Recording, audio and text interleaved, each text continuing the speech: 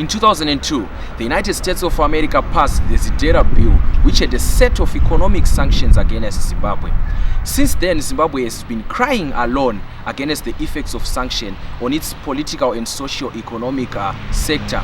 But now, for the first time, SADC has decided to join Zimbabwe in the cry, in its solidarity, and it is set to hold a march on the 25th of October to call for the removal of these sanctions. Today I'm joined by the Permanent Secretary in the Ministry of Information, Mr. Mnangwana, to help us unpack on some of the critical questions oftenly asked about the effects of sanctions in Zimbabwe. My name is Tafadzwa Nyikadzino from State of the Nation, and welcome to the show. Mr. Mnangwana, thank you very much for being part of the show.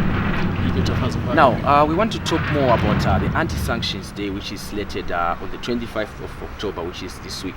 Now, since 2002, Zimbabwe has been crying alone against the Western imposed illegal sanctions, primarily by the United States and her allies. And for the first time, we are seeing SADC coming to fight on Zimbabwe's corner. What is the feeling on the government side? The government is very much emboldened and grateful to the region for coming and standing with us. For the first time, we have managed to build currents just like the currents that was there when the whole world came together to fight against the injustice that was called apartheid. Now, for the first time, you are seeing the world coming together, starting with SADC, to fight against the injustice that has been imposed upon the Zimbabwean people in terms of sanctions on this nation. So we believe that we are no longer on our own, and loneliness, it's not a nice feeling. But because now the world is with us, our region is with us, our neighbors have stood with us, we're excited. Okay, a lot has been said by the public with different opinions coming from people, inclined from the opposition and pro-government in relation to the significance of the Anti-Sanctions Day. So maybe share with us in the country on the significance of this day to the ordinary man in Zimbabwe. Let's start with what's happening in Zimbabwe here. You see, when the sanctions were imposed on Zimbabwe, the excuse was the government and the establishment is abusing its people. Now you are having the people of Zimbabwe saying, no, you did not impose those sanctions on my behalf. Now I'm going to speak for myself. Remove them sanctions. Because when you speak about sanctions, when you impose sanctions, you don't speak for me. This is very significant. Then you have the neighbors, SADC, speaking again, saying, America, we are 10,000 miles away. We live near Zimbabwe, we are the neighbors. You would know better what's happening in this country more than us who are neighboring this country, who trade with this country, who visit this country, who eat together with this country. So how can you be an expert on a country you are so far away from when we are in that region? And we also have the social context of this country. We've got the cultural context. Because whenever we deal with any matter, never take it away from context. It's important. Because you cannot take a bunch of Zimbabweans and put them in Britain and they behave like Zimbabweans in everything. They have to set up to that context they are living in. And again, for the same, any behavior has to be adapted to the context to the African context, to the regional context. And the experts on the regional context are the region, or is the region. So in this particular case, that's why we are saying the experts on what's happening in Zimbabwe, or what happened to Zimbabwe, the land reform which triggered this, is the region which has suffered the confiscation of its land from the people that came and settled, or from the settlers. On several accounts, the Americas and their Western allies have justified their sanctions, saying that they are not targeted on the government of Zimbabwe and its majority per se, but they are targeted on individuals and institutions that are abusing human rights and so forth and so forth. So, are sanctions really harming the ordinary citizens of Zimbabwe? Are they harming the economy? Are they harming the country? Or maybe they're just affecting a few individuals, as stated by the Americans and their European counterparts? Okay. So tell me this. How did Agribank breach human rights or flounder people's human rights. How did it? How about ZB Bank? What did it do to human rights? Those are some of the companies that are the complex. Did it have anything to do with human rights? We are talking the so-called entities. The so-called entities which were specified are the entities that are the heartbeat of this economy. They drive this economy.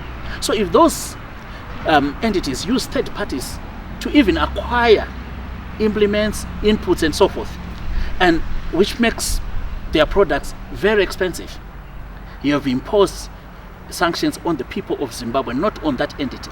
Because if people of Zimbabwe people in Harare cannot acquire chemicals from Chemiplex, because Chemiplex is under sanctions, right? And they end up with cholera because their water is not purified because they cannot acquire those chemicals. Who is actually suffering from the impact of the sanctions? Is the person who is having cholera. Is the person that's drinking dirty water. Is the person that's drinking water that has been purified by 18 chemicals that have been imported. So who really are the sanctions on? They are on the people of Zimbabwe. If I was working for a company which now you have specified and now it has to lay off people, are you imposing sanctions on that company or on me? And then, if I'm no longer working and able to feed my children, I'm not working because my company I was working for has sanctions imposed on it. You have not only imposed sanctions on me, you've also imposed sanctions on my children. And if my children cannot go to school because they've got this complication, they cannot pay fees or whatever, and they grow up to be, like the people that were born in 2002, they're 18, 19 now, 17. Now, they're going to have their children who are going to suffer from the consequence. You have also imposed sanctions on the next generation. Okay, sir, the United States of America has set conditions upon which they said if the government follows, they will lift those sanctions. What has the government done to try and comply to their conditions so that the sanctions can be removed? Just listen to yourself. Impose conditions on another country to operate openly. It's not right. But that be the case as it may, there are times when what has been asked for by the United States and our own thrust as a nation are aligned. Then there's not a problem. Because let's talk about Gukura Wende as one of the issues. Aren't we talking about Gukura Wende? Didn't President Mnangagwa set out to deal with the Gukura Wende issues? Do you know that when President Mnangagwa was sworn in on the 24th of November 2017, the first bill he assented to make an act was the National Peace and Reconciliation Act. The very first one, and that was on the 7th, if I'm not mistaken, of December, within 2 weeks. Why? Because reconciliation was so important and bringing the nation together was so important that he found a pile of bills that needed to be ascended to. He looked for that one, pulled it out and signed it. So those are some of the things that Zidera demanded.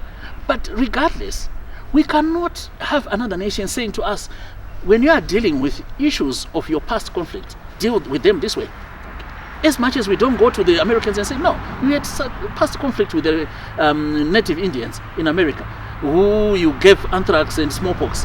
Can you go and deal with this issue that way? Do we? As who? We can't. They have got fathers, founding fathers who were slave owners. Can we say, can you first go and compensate the slaves? No. So what? Let us deal with our issues as a nation in our way. And we are dealing with our issues. We just don't need other people to come in and play big brother upon us. So what reaction are you expecting to get from the United States of America after the Solidarity March? It's not a one-off event. Yes, it's one day in a year that we have said, that SADC has set aside to deal with this sanctions issue. But the issue of talking about sanctions, asking for the sanctions to be removed, is an ongoing process. We do not expect a miracle because we're not dealing with an object, but also dealing with a very strong, powerful, and stable nation. That's the United States. So we will continue the conversation and we will continue ratcheting pressure. And the region will continue to speak with us. And hopefully the whole African Union will also join in and speak with us. And then it becomes an African problem. Because when these sanctions against Zimbabwe are a regional problem, because whatever afflicts Zimbabwe afflicts the whole region. Okay, so to sum up our conversation, say, what's your overall message to the people of Zimbabwe with regards to this day? People of Zimbabwe, let's all come together on Friday the 25th of October. Let's rally behind the message that these sanctions were not imposed in your name, in my name, in our name. They were imposed for another imperial agenda which has nothing to do with our interests. And it is in our national interest, in our public interest, in our sovereign interest to get these sanctions removed. Thank you. Okay, thank you very much. Thank you. Okay. That was the Permanent Secretary in the Ministry of Information, Publicity and Broadcasting Services, Mr. Mnangwana, helping us unpack some of the critical questions often asked about the sanctions. Thank you for watching the show, and stand by for more exciting and blood-rushing shows we have here with you at State of the Nation News.